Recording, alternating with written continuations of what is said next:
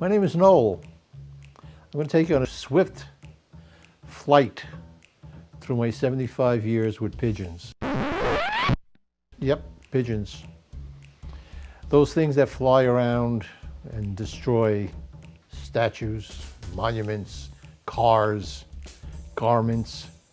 Not really. If you take a look at them, where they came from and how they got here, you'd be surprised to know that the pigeon is a loving animal that we can appreciate. Pigeons have personalities. You can see he's very, very shy. Pigeons were the original Western Union. Years ago, I had up to 500 pigeons on a roof. Very large pigeon coop, we called them at that time. Right now, I probably have about 24 pigeons. I've had pigeons in the backyard of my father's butcher shop when I was 9, 10 years old.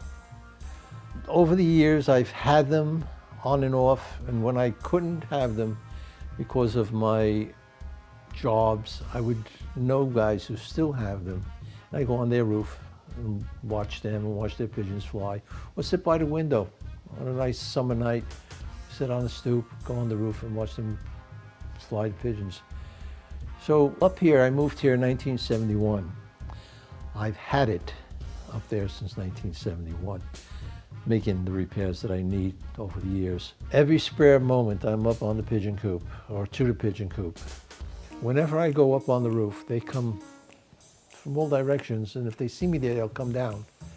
If you see pigeons in the street, the male is the one that's always cooing, looking for a mate, and sweeping his tail behind him, trying to exercise all his prowess in front of the hen so that she'll pick him to mate. There are many different animals that mate that way and attract the opposite sex. The young ones hatch in 18 days, little ball of furry, yellow fur. And the mother and father feed them milk. Now, reptiles, milk doesn't sound right. But pigeons are the only reptiles that feed their babies milk. I like to feed them twice a day, but I check them at least 3 times a day when they're on young ones, or on eggs or whatever. And I change the value of the carbohydrates and the fibers and proteins, all according to what season it is. If it's breeding season, you don't want to give them too much carbohydrates. When they have the babies, you want to put a lot of protein in. Babies have to fledge, get their wings, feathers.